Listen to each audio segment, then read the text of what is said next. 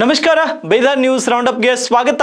ನಾನು ಹನುಮಂತ್ ದೇಶ್ಮುಖ್. ಬನ್ನಿ ಕ್ವಿಕ್ ಆಗಿ ನೋಡೋಣ ಬೀದರ್ ಜಿಲ್ಲೆ ಇಂದಿನ ಪ್ರಮುಖ ಸುದ್ದಿಗಳನ್ನು.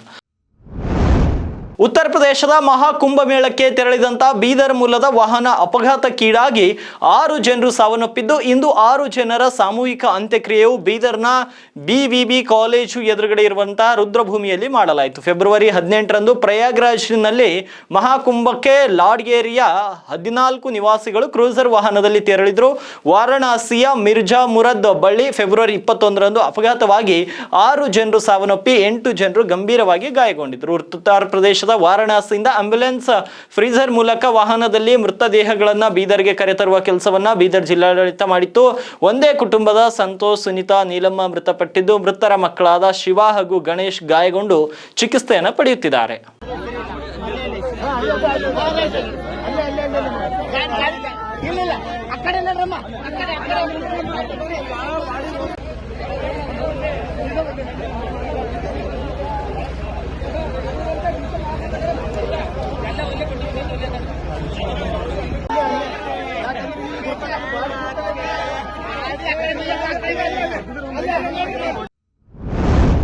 ಏನು ಅಂತ್ಯಕ್ರಿಯೆಯ ವೇಳೆ ಕುಟುಂಬಸ್ಥರ ಆಕ್ರಂದನ ಮುಗಿಲು ಮುಟ್ಟಿತ್ತು. ಒಂದೇ ಕುಟುಂಬದ 3ರನ್ನ ಕಳೆದುಕೊಂಡಂತಹ ಮೃತನ ಸಹೋದರಿಯ ಆಕ್ರಂದನ ಮುಗಿಲು ಮುಟ್ಟಿದೆ. ಕುಟುಂಬಕ್ಕೆ ಆಧಾರವಾಗಿದ್ದ ನಮ್ಮ ಅಣ್ಣನೇ ಇಲ್ಲವಾಗಿದ್ದಾನೆ. ಬ್ಯಾಂಕ್ನಲ್ಲಿ ಸಾಲ ಪಡೆದಿದ್ದಕ್ಕೆ ಬ್ಯಾಂಕ್ನವರು ನೋಟಿಸ್ ನೀಡುತ್ತಿದ್ದಾರೆ. ಇನ್ನು ನಮ್ಮ ಅಣ್ಣನ ಮಕ್ಕಳಿಗೆ ಯಾರು ದಿಕ್ಕು ಅಂತ ಕಣ್ಣೀರು ಹಾಕಿದ್ದಾರೆ.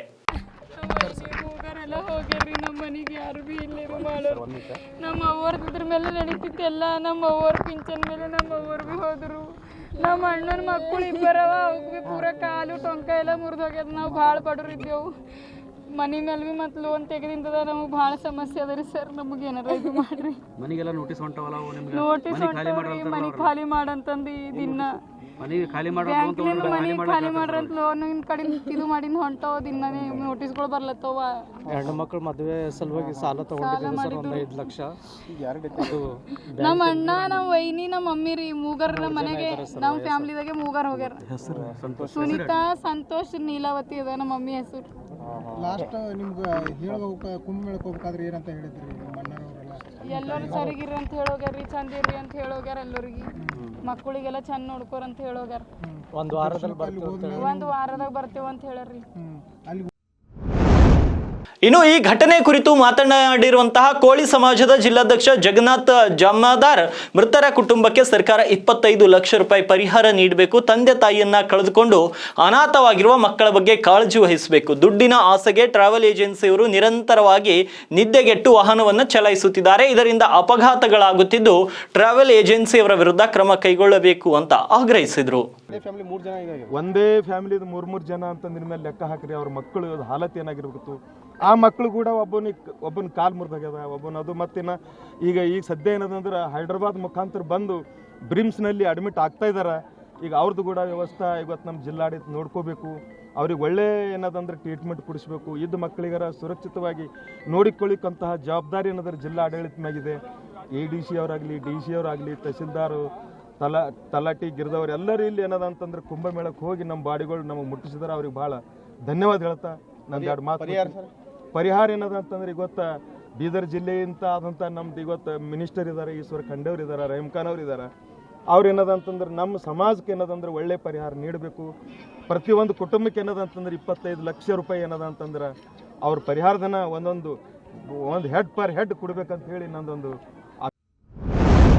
TT ವ್ಯಾನ್ ಮತ್ತು ದ್ವಿಚಕ್ರ ವಾಹನ ಮುಖಾಮುಖಿ ಡಿಕ್ಕಿ ಹೊಡೆದ ಪರಿಣಾಮ ದ್ವಿಚಕ್ರ ವಾಹನ ಸವಾರ ಸ್ಥಳದಲ್ಲಿಯೇ ಸಾವನ್ನಪ್ಪಿದ ದುರ್ಘಟನೆ ಬೀದರ್ ಜಿಲ್ಲೆಯ ಔರಾದ್ ತಾಲೂಕಿನ ಮುಸ್ತಾಪುರ್ ಗ್ರಾಮದ ಬಳಿ ನೂತನವಾಗಿ ನಿರ್ಮಾಣವಾಗುತ್ತಿರುವಂತಹ ಟೋಲ್ ಗೇಟ್ ಬಳಿ ನಡೆದಿದೆ. ಔರಾದ್ ಕಡೆಯಿಂದ ಬೀದರ್ ಕಡೆಗೆ ಬರುತ್ತಿದ್ದಂತಹ ಟೆಂಪೋ ಟ್ರಾವೆಲ್ಸ್ ಹಾಗೂ ಸಂತಪುರ್ ಕಡೆಯಿಂದ ಬೀದರ್ಗೆ ಬರುತ್ತಿದ್ದಂತಹ ದ್ವಿಚಕ್ರ ವಾಹನದ ನಡುವೆ ಡಿಕ್ಕಿಯಾಗಿದ್ದು ಡಾಕ್ಟರ್ ನೀಲಕಂಠ ಭೋಸ್ಲೆ ಎಂಬ ವ್ಯಕ್ತಿ ಸ್ಥಳದಲ್ಲಿಯೇ ಸಾವನ್ನಪ್ಪಿದ್ದಾರೆ.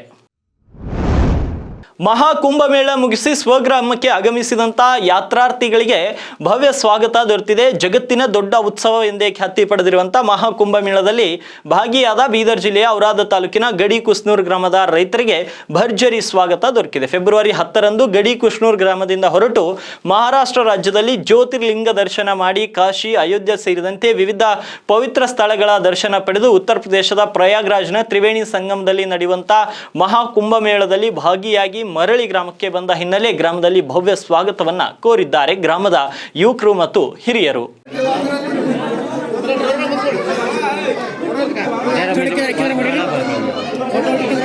ಸಂಜಾನ ಮಾಡ್ಯಾನ ಒಂದು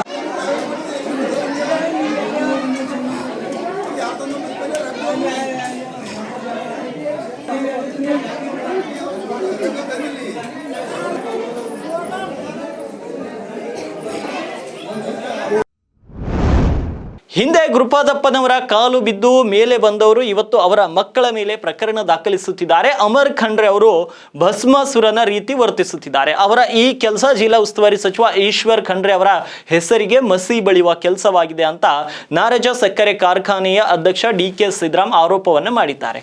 ಮೊನ್ನೆ ಔರಾದ್ ತಾಲೂಕು ಒಕ್ಕಲುತನ ಹುಟ್ಟುವಳಿ ಮಾರಾಟಗಾರರ ಸಹಕಾರಿ ಸಂಘದ ಆಡಳಿತ ಮಂಡಳಿ ನಿರ್ದೇಶಕರ ಚುನಾವಣೆ ಸಂದರ್ಭದಲ್ಲಿ ನಡೆದಂತ ಘಟನೆಯ ವಿಚಾರವಾಗಿ ಬೀದರ್ ಜಿಲ್ಲಾ ಪತ್ರಿಕಾ ಭವನದಲ್ಲಿ ಪತ್ರಿಕಾಗೋಷ್ಠಿಯನ್ನು ನಡೆಸಿ ಮಾತನಾಡಿದ ಅವರು, ಮೊನ್ನೆ ನಡೆದ ಗಲಾಟೆಯಲ್ಲಿ ದ್ವೇಷದ ರಾಜಕೀಯ ನಡೆದಿದೆ ಎಂದರು. ಗಲಾಟೆ ಮಾಡುವಂತ ಪರಿಸ್ಥಿತಿ ನಿರ್ಮಾಣ ಆಗಿದೆ. ಆ ಗಲಾಟೆ ಮಾಡ್ತಿರ್ತಕ್ಕಂಥ ಸಂದರ್ಭದಲ್ಲಿ ಅಲ್ಲಿರ್ತಕ್ಕಂಥ ಬೆಂಬಲಿಗರ ಪಡೆ ಸಹಜಿಕವಾಗಿ ಆವೇಶಕ್ಕೊಳಗಾಗಿ ಅಲ್ಲೊಂದು ಸ್ವಲ್ಪ ಸಣ್ಣ ಪುಟ್ಟ ಮಾರಾಮಾರಿ ಆಗಿದೆ. ಆದ್ರೆ ಆ ಮಾರಾಮಾರಿಯಲ್ಲಿ ಈ ಜಿಲ್ಲೆ ಆಳಿರ್ತಕ್ಕಂಥ, ಇಡೀ ರಾಜ್ಯವನ್ನು ಆಳಿರ್ತಕ್ಕಂಥ, ಇಡೀ ಜಿಲ್ಲೆಗೆ ಒಳ್ಳೆಯದನ್ನು ಬಯಸಿರ್ತಕ್ಕಂಥ, ಇಡೀ ಜಿಲ್ಲೆಯ ಎಲ್ಲ ರಾಜಕಾರಣಿಗಳಿಗೆ ಹೆಚ್ಚು ಕಮ್ಮಿ 80% ರಾಜಕಾರಣಿಗಳಿಗೆ ಸಹಾಯ ಮಾಡಿರ್ತಕ್ಕಂಥ ಸನ್ಮಾನ್ಯ ಗುರುಪಾದಪ್ಪ ನಾಗಮರಪಳ್ಳಿಯವರ ಸುಪುತ್ರ ಆಗಿರ್ತಕ್ಕಂಥ ಉಮಾಕಾಂತ್ ನಾಗಮರಪಳ್ಳಿಯವರ ಮೇಲೆ FIR ಮಾಡ್ತಕ್ಕಂಥ ಒಂದು ದುಷ್ಕೃತ್ಯ ಅಲ್ಲೇ ನಡೆದಿದೆ. ಇದನ್ನ ಖಂಡಿಸಬೇಕಂತ ಇವತ್ತಿನ ಪತ್ರಿಕಾಗೋಷ್ಠಿಯನ್ನು ನಾನು ನಡೆಸ್ತಾ ಇದ್ದೇನೆ. ಇಷ್ಟೊಂದು ದೇಶದ ರಾಜಕಾರಣ ಇದು ಒಳ್ಳೆಯದಲ್ಲ. ಅಧಿಕಾರ ಶಾಶ್ವತ ಅಲ್ಲ. ರಾಜಕೀಯ ಇದು ಬರುತ್ತೆ ಹೋಗುತ್ತೆ. ನಾವು ಮುಖ್ಯಮಂತ್ರಿತನ ಎಲ್ಲರ ಜೊತೆ ಕೂತವರಿದ್ದೇವೆ, ಊಟ ಮಾಡಿದವರಿದ್ದೇವೆ, ನಾಷ್ಟ ಮಾಡಿದವರಿದ್ದೇವೆ, ಎಲ್ಲರ ಜೊತೆ ನಾವು ಅಧಿಕಾರವನ್ನು ನೋಡಿದ್ದೇವೆ. ಅದರ ಅಧಿಕಾರ ಇಷ್ಟೊಂದು ತಲೆಗೇರಿಸ್ಕೊಳ್ಳೋದು ಒಳ್ಳೆಯದಲ್ಲ. ಈ ಘಟನೆಗೆ ನೇರವಾಗಿ DCC ಬ್ಯಾಂಕಿನ ಅಧ್ಯಕ್ಷ ಅಮರ್ ಖಂಡ್ರೆ ಅವರೇ ನೇರ ಹೊಣೆಗಾರರಾಗಿದ್ದಾರೆ ಅಂತ ನಾನು ಈ ಸಂದರ್ಭದಲ್ಲಿ ಹೇಳಿಕೆ ಇಚ್ಛಪಡ್ತೇನೆ. ಪ್ರಯಾಗ್ರಾಜ್ಗೆ ಪ್ರಯಾಣಿಸುತ್ತಿರುವಂತಹ ಸಂದರ್ಭದಲ್ಲಿ ಮಿರ್ಜಾ ಮುರಾದ್ ಹತ್ತಿರ ಲಾರಿ ಮತ್ತು ಕ್ರೂಸರ್ ಮಧ್ಯದಲ್ಲಿ ಸಂಭವಿಸಿದ ಭೀಕರ ಅಪಘಾತದಲ್ಲಿ ಗಾಯಗೊಂಡು ಬೀದರ್ನ ಬ್ರಿಮ್ಸ್ ಆಸ್ಪತ್ರೆಯಲ್ಲಿ ಚಿಕಿತ್ಸೆ ಪಡೆಯುತ್ತಿರುವಂತಹ 7 ಜನ ಗಾಯಾಳುಗಳನ್ನ ಬೀದರ್ ಜಿಲ್ಲಾಧಿಕಾರಿ ಶಿಲ್ಪಾ ಶರ್ಮಾ ಅವರು ಇಂದು ಭೇಟಿಯಾಗಿ ಗಾಯಾಳುಗಳ ಆರೋಗ್ಯವನ್ನ ವಿಚಾರಿಸಿದರು.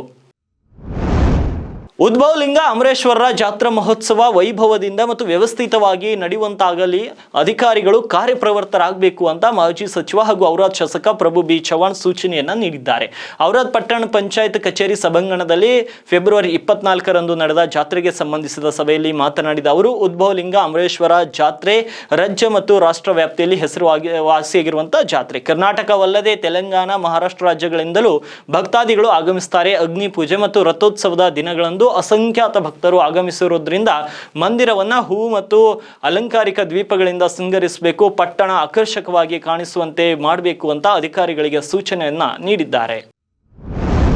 ವಿಶ್ವಗುರು ಬಸವಣ್ಣನವರ ಕರ್ಮಭೂಮಿ ಬೀದರ್ ಜಿಲ್ಲೆಯ ಬಸವ ಕಲ್ಯಾಣದಲ್ಲಿ ನಿರ್ಮಾಣಗೊಳ್ಳುತ್ತಿರುವಂತಹ ನೂತನ ಅನುಭವ ಮಂಟಪದ ಕಾಮಗಾರಿಯ ಪ್ರಗತಿ ಪರಿಶೀಲನೆಯನ್ನ ಸಮಾಜ ಕಲ್ಯಾಣ ಇಲಾಖೆಯ ಸಚಿವ ಡಾಕ್ಟರ್ ಎಚ್ ಸಿ ಮಹದೇವಪ್ಪ ವೀಕ್ಷಿಸಿದರು. ಕಾಮಗಾರಿಯನ್ನ ವಿಳಂಬ ಮಾಡದೆ ಆದಷ್ಟು ಶೀಘ್ರದಲ್ಲಿ ಪೂರ್ಣಗೊಳಿಸುವಂತೆ ಸೂಚನೆ ನೀಡಿದರು. ಈ ಸಂದರ್ಭದಲ್ಲಿ ಗುರು ಬಸವ ಪಟ್ಟದೇವರು, ಪೌರಾಡಳಿತ ಸಚಿವರಾದ ರಹೀಂ ಖಾನ್, ಸಂಸದ ಸಾಗರ್ ಖಂಡ್ರೆ, ಮಾಜಿ ಸಚಿವ ರಾಜಶೇಖರ್ ಪಾಟೀಲ್, ಮಾಜಿ ವಿಧಾನ ಪರಿಷತ್ ಸದಸ್ಯರಾದ ವಿಜಯ್ ಸಿಂಗ್, ಅದೇ ರೀತಿ ಮಾಲಾ ಬಿ ನಾರಾಯಣ್ ಸೇರಿದಂತೆ ಇನ್ನಿತರ ಗಣ್ಯರು ಇದೇ ವೇಳೆ ಉಪಸ್ಥಿತರಿದ್ದರು. ಹುಮ್ನಾಬಾದ್ ಪಟ್ಟಣದಿಂದ ಪ್ರಯಾಗ್ರಾಜ್ನ ಕುಂಭಮೇಳಕ್ಕೆ ತೆರಳುವ ಭಕ್ತಾದಿಗಳಿಗೆ ಮಾಜಿ ಸಚಿವರಾದಂಥ ದಿಗವಂತ ಶ್ರೀ ಬಸವರಾಜ ಪಾಟೀಲ್ ಪರಿವಾರದ ವತಿಯಿಂದ ವಿಶೇಷ ಬಸ್ಸಿನ ವ್ಯವಸ್ಥೆ ಮಾಡಲಾಗಿದೆ. ಹುಮ್ನಾಬಾದ್ ಪಟ್ಟಣದ ಆರಾಧ್ಯ ದೈವ ಶ್ರೀ ವೀರಭದ್ರೇಶ್ವರ ದೇವಾಲಯದಲ್ಲಿ ರಾಜಶೇಖರ್ ಬಿ ಪಾಟೀಲ್ ಸಹೋದರರು ಬಸ್ಗೆ ವಿಶೇಷ ಪೂಜೆ ನೆರವೇರಿಸುವ ಮುಖಾಂತರ ಭಕ್ತಾದಿಗಳಿಗೆ ತ್ರಿವೇಣಿ ಸಂಗಮ ಪುಣ್ಯಸ್ಥಾನಕ್ಕೆ ತೆರಳಲು ಚಾಲನೆಯನ್ನು ನೀಡಿದರು.